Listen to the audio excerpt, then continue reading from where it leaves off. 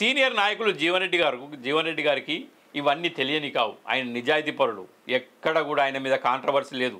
ఇన్నేళ్ళ 40 ఏళ్ల రాజకీయ జీవితంలో ఒక్క అవినీతి మరకలేదు. ఇది గట్టిగా చెప్పగలుగుతాం.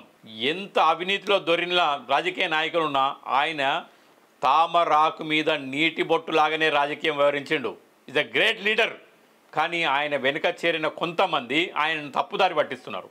ఆవేశపరులంతా అటువైపు చేరి ఆయనను తప్పుదారి పట్టిస్తున్నారు. ఒక చిన్న తప్పిదని చెప్తా.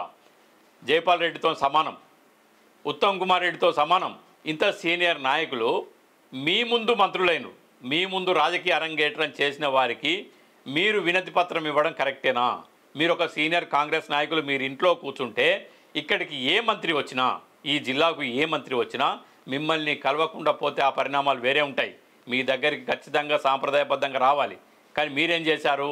ఒక నిన్న మొన్న చేరిన లీడర్ లాగా, పరిణితి లేని లీడర్ లాగా పొంగులేటి శ్రీనివాసరెడ్డి, మంత్రి పొంగులేటి శ్రీనివాసరెడ్డికి మీరు వినతి పత్రం ఇవ్వని పోయినరు.